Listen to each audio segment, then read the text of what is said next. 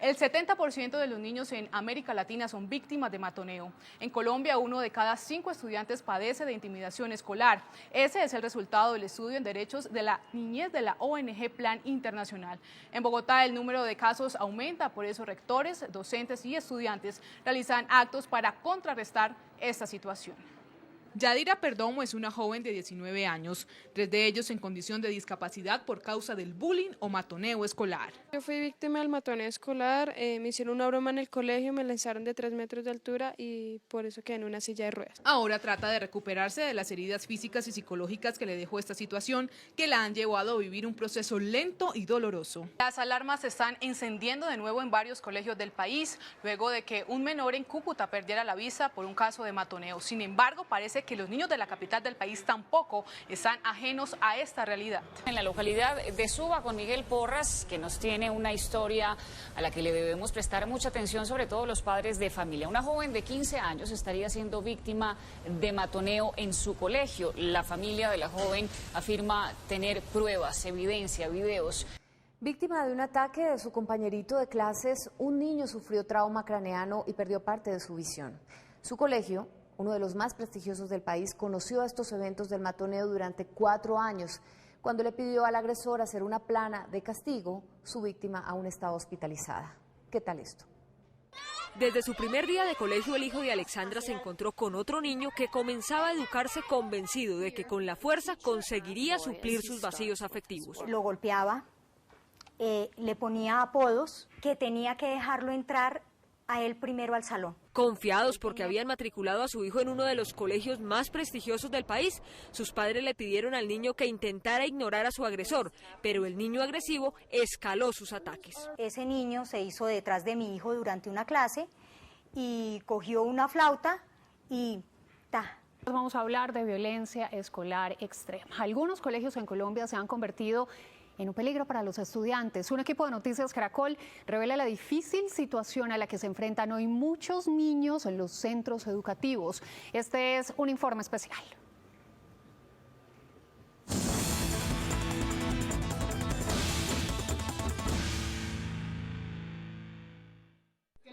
Véalo.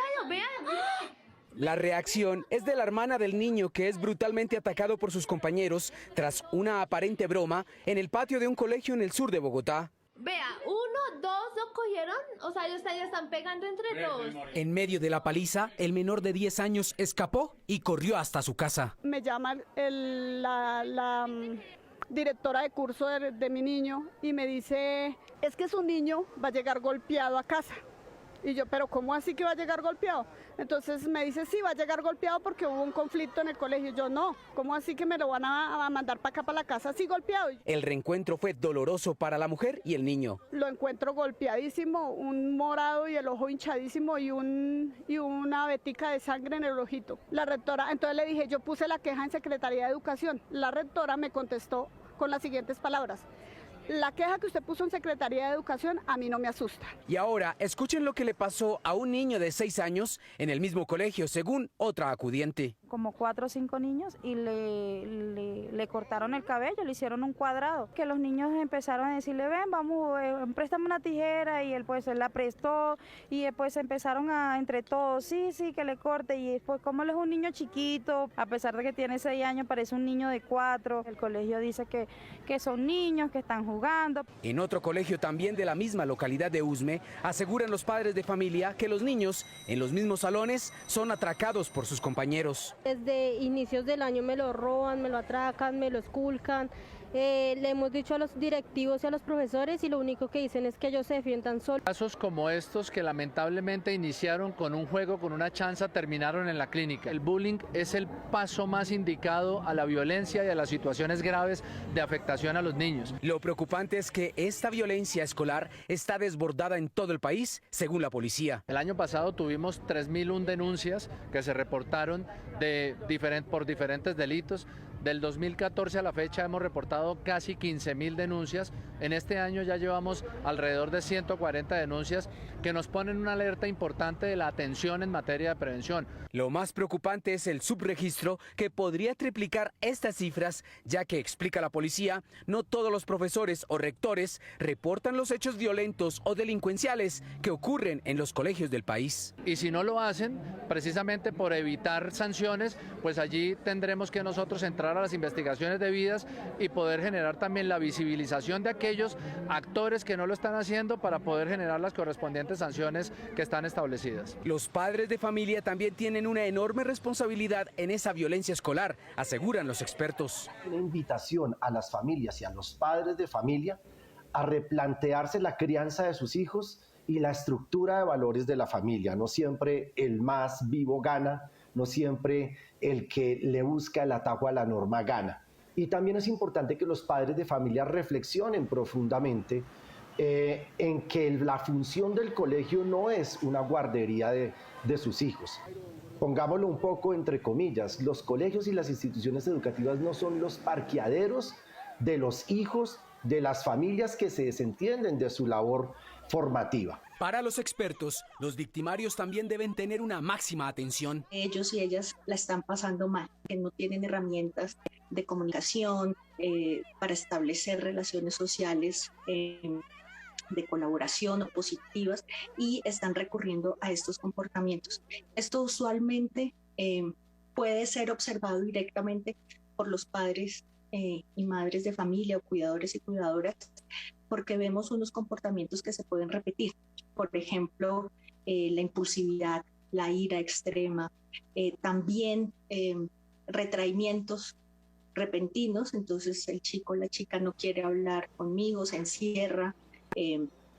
Vemos comportamientos agresivos, sea con hermanos o con animales. ¿Qué ha generado este aumento de violencia escolar en Colombia? Los profesores y rectores tienen su punto de vista. En el país se ha analizado que después del encierro de pandemia, los estudiantes llegaron un poco más agresivos, con mayor agresividad. Entonces, en cada momento es buscar conflictos, peleas, discusiones, y eso lo evidenciamos en los alrededores de todas las instituciones educativas. Uno puede pensar que en el entorno familiar debe haber una situación de abandono. Entonces, al ellos no tener ese acompañamiento del adulto responsable que lo oriente, que lo guíe, para manejar las situaciones de la mejor manera y sin violencia, pues esto conlleva a que ese sea como su hábito, el hábito de ellos, solucionar las cosas con violencia. Recientemente el fenómeno denominado matoneo ha sido motivo de titulares en periódicos y noticieros de Colombia y de todo el mundo. Es un tema que ha cobrado vigencia en los medios no solo porque es evidente su incremento, sino también por su enorme dramatismo. Niños abusando de otros niños. Se habla de agresores, de victimarios, se señalan culpables y se piden soluciones prontas por parte del sector educativo a esta situación. El mal llamado matoneo es solo la consecuencia de un tema que en nuestro país, atacado por tanta violencia, es difícil de afrontar. Por eso les mostraremos diferentes experiencias educativas que, respaldadas por la nueva Ley de Convivencia Escolar, liderada por el Ministerio de Educación, que trabajan la idea de reconocer la convivencia y los derechos humanos como herramientas esenciales para sembrar la paz en el futuro de nuestro país. Bienvenidos a Escuela Colombia, educación de calidad que se ve.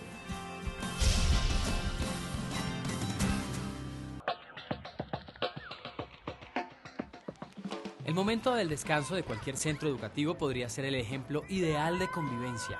Un grupo de personas comparten un espacio común sin ningún problema, juegan, dialogan y se divierten de manera pacífica. Es la aplicación de dos ideas básicas, el compartir y el dialogar. Cuando se dialoga se pueden llegar a acuerdos, se entiende al otro, se concilian situaciones y hasta se perdona. Es algo que todos hacemos para vivir en sociedad. Desafortunadamente no siempre actuamos como en estos descansos y es ahí donde surgen los problemas, porque terminamos imponiendo nuestras ideas, no respetamos a los demás y utilizamos el maltrato como un medio para lograr lo que queremos. Intentar descubrir cómo, cuándo y por qué surgen este tipo de actitudes con los estudiantes es una constante preocupación para todo el sector educativo. Por eso, acá en Armenia, la Secretaría de Educación ha desarrollado 2 investigaciones muy interesantes que tratan de rastrear las causas que generan la falta de convivencia y, por lo tanto, la violencia escolar. Voy a conversar con Mónica Rivas, que es la encargada de coordinar los proyectos de convivencia en la ciudad, para hablar de esas interesantes investigaciones y sus resultados. Mónica, hablemos de las investigaciones que se están implementando desde la Secretaría. La Secretaría ha adelantado varias investigaciones y el propósito de ellas es medir el impacto de la violencia en las instituciones educativas. La primera de ellas fue orientada a medir la violencia escolar y la otra, identificar las características de las familias y tipificar cuáles son los grupos familiares de los estudiantes. Bueno, ¿y qué clases de proyectos se han desarrollado, digamos, con todo esto? Hemos identificado estrategias en el marco de las competencias ciudadanas, procesos de formación a docentes, alianzas estratégicas con la personería, con las universidades, para darle a los docentes, a los directivos herramientas que les permitan manejar mucho el diálogo. Mónica me lleva a la institución educativa Los Quindos, donde vienen haciendo unos talleres con niños, docentes y padres para reducir la intimidación escolar dentro de las aulas. Lo interesante de este proyecto es que integran a los padres en el proceso, porque se ha identificado que en los hogares con fenómenos de violencia intrafamiliar, los niños son potenciales generadores de violencia escolar. En estos casos, desafortunadamente, se hace efectivo el lema de que el ejemplo empieza por casa. Adela, ¿por qué se decidieron crear esta clase de actividades? Bueno, primero quiero contarte que no es una actividad aislada, hacen parte de toda la política institucional donde buscamos mejorar los procesos de convivencia escolar. Entonces están unidas a proyectos y de esos proyectos se desarrollan actividades como las que vamos a observar el día de hoy, que son talleres de compromiso entre padres, estudiantes y docentes. El tema de convivencia es un problema de la familia, del Estado, de los educadores. Entonces esta ley nos viene a mostrar a cada uno cuál es su función, cuál es su rol, cómo la podemos atender. Nos empodera a las instituciones educativas, pero también le muestra al Ministerio de Cultura, a las Secretarías de Educación, cómo todos debemos hacer frente común para generar una sana convivencia. Entonces, me parece que es una ley positiva en la medida en que todos podamos cumplir con la función o la parte que nos corresponde. Estos pactos de aula es uno de los proyectos que hacen parte del gran esfuerzo que el sector educativo está desarrollando para alcanzar una cultura de la convivencia.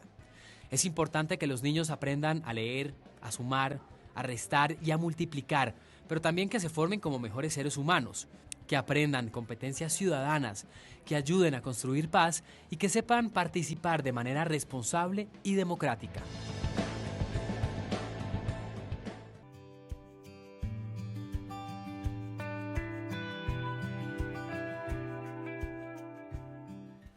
¿Qué son las prácticas restaurativas y por qué en Mediemos consideramos que son tan importantes para empresas y para centros escolares? Son una serie de técnicas y estrategias que se utilizan en organizaciones para prevenir y resolver conflictos y para gestionar problemas de comportamiento, con una particularidad, y es que construyen comunidad. Y esto implica 2 cosas. Por un lado, se fortalecen relaciones y aumentan las conexiones, y por otro, se produce un efecto preventivo muy fuerte, reduciendo la violencia, reduciéndose los conflictos y reduciendo las infracciones. Las prácticas restaurativas llevan años aplicándose en países como Estados Unidos, Australia, Reino Unido o Canadá, con gran relevancia en múltiples campos como puede ser la empresa, en los sistemas de justicia penal y juvenil o incluso las familias. Donde ha tenido una especial relevancia y éxito ha sido en el ámbito educativo. En colegios e institutos, quien utilizaría las prácticas restaurativas serían generalmente los profesores en el aula y en otros casos el equipo directivo. Vamos a profundizar en su definición a través de 6 puntos clave. En primer lugar, son una serie de intervenciones. La gran ventaja que tenemos con las prácticas restaurativas es que estas intervenciones son como una caja de herramientas muy versátil, pudiendo echar mano de una herramienta o de otra dependiendo de la situación. Estas intervenciones van de menos formales a más formales dependiendo de la gravedad y las circunstancias del asunto. En segundo lugar, las prácticas restaurativas garantizan un espacio de seguridad. No nos cansamos de insistir en la importancia de que las organizaciones dispongan de este espacio de seguridad. ¿Por qué? Porque es un lugar en el que libremente las personas pueden hablar sobre lo que realmente importa, que generalmente son las relaciones. Esto es una oportunidad para hablar realmente sobre cómo nos han podido afectar las cosas y empezar a sanar las relaciones. En tercer lugar, las prácticas restaurativas involucran a la comunidad. ¿Qué entendemos por comunidad? Bueno, vamos a partir de un ejemplo. 2 niños se han peleado a la hora del almuerzo. Días después, el facilitador designado para gestionar este asunto convoca a estos 2 niños a un círculo o a una reunión formal restaurativa en su caso. Y además también convoca a algunos compañeros que puedan apoyar a estos 2 niños que se han peleado, a las tutoras o los profesores que hubieran observado, por ejemplo, este suceso, e incluso en algunos casos a los padres y a las madres. ¿Qué significa esto? Primero es creación de comunidad. Aumentan las conexiones, se fortalecen las relaciones y, por otro lado, se produce un aprendizaje del grupo. Claro, en un conflicto en el que únicamente se gestiona con las 2 personas implicadas, estos 2 niños, por ejemplo, en una mediación, pueden salir ciertamente beneficiados de haber aprendido de transitar por el conflicto. Pero al hacerlo en círculo, en comunidad, no solo ellos se van a ver beneficiados del aprendizaje de lo que supone un conflicto, sino también el resto de participantes. Y esto lo que tiene es un efecto preventivo muy poderoso. En cuarto lugar, las prácticas restaurativas apoyan a la persona que ha sido ofendida, podríamos decir la víctima. A diferencia del sistema tradicional, que prácticamente se aparta a la víctima y se le deja en un lugar secundario, en las prácticas restaurativas la víctima tiene un papel principal, es protagonista, tiene la oportunidad, por supuesto de manera voluntaria, de participar de principio a fin y poder explicar cómo le han afectado las cosas y cómo podría sentirse reparada o restaurada del daño que ha recibido. Por supuesto, la persona que ha causado el daño también tiene una especial participación más relevante que en otros sistemas, porque primero tiene que asumir su responsabilidad y segundo, tiene que reparar el daño causado para recuperar su sitio en la comunidad. En quinto lugar, las prácticas restaurativas se centran en determinar el daño causado y su reparación. Esto difiere del sistema tradicional, que se centra en determinar el culpable y el castigo según la normativa aplicable. Para nosotros, este sistema tradicional supone un derroche tremendo de energía y tal vez no sea más eficiente para gestionar conflictos ni problemas de convivencia. En sexto lugar, en prácticas restaurativas nos ubicamos en forma de círculo. La gran ventaja de colocarnos en círculo es que fluye la comunicación, porque no hace falta ni que me gire para ver al compañero que habla, ni inclinarme. Sencillamente, estando cómodo en mi sitio, puedo verlos a todos. Además, en el círculo todos somos iguales, incluido el facilitador, que probablemente sea el profesor en el aula.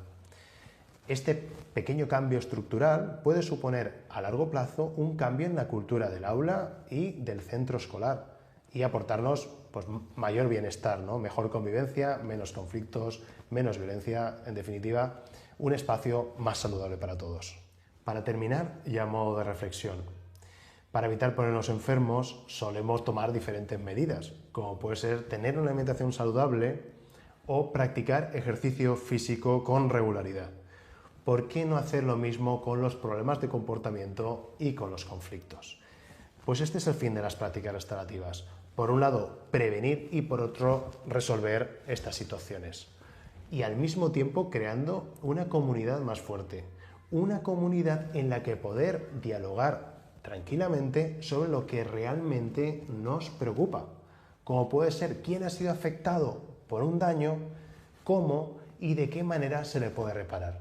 Y es que las prácticas restaurativas se centran en las personas, en sus necesidades y en las relaciones.